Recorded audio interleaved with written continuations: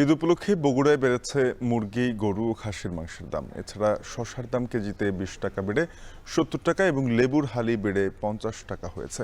এ বিষয়ে বিস্তারিত জানাতে বগুড়া থেকে যুক্ত হয়েছেন সহকর্মী মাজিদুর রহমান। মাজিদ, জানাবেন যে হুট করে গরুর মাংস বা মাংসের দাম বৃদ্ধি নিয়ে ব্যবসায়ীরা কি বলছেন, সার্বিক বাজার পরিস্থিতি কেমন দেখছেন ঈদের আগে? হ্যাঁ শাফিন, আপনি জানেন যে ঈদ উপলক্ষে কিন্তু প্রতিটি বাড়িতে যেন মাংস খাওয়া যায়, এই কারণে কিন্তু চাহিদাটা বেড়ে যায়। আর এই চাহিদা বেড়ে যাওয়ার কারণেই কিন্তু প্রতিটি স্থানেই গরু, খাসি এর জবাই হয় এবং মুরগি প্রতিটি দোকানগুলোতে যেন মুরগি ওঠানো হয়।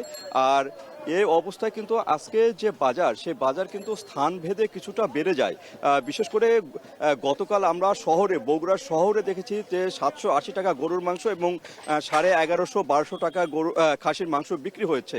আর মুরগি বিক্রি হয়েছে 320 টাকা পাকিস্তানি, 330 টাকা লেয়ার এবং ব্রয়লার হলো 210 টাকায় বিক্রি হয়েছে প্রতি কেজিতে।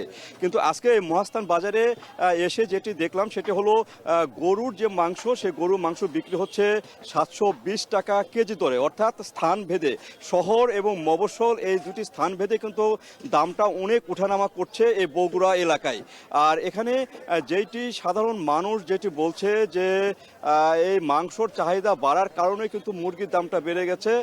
যে ব্রয়লার মুরগি 190-180 টাকা ছিল, সেটি কিন্তু 210 টাকা হয়েছে এবং পাকিস্তানি মুরগি ছিল 200-210 টাকা, সেখানে 220 থেকে 230 টাকা হয়েছে।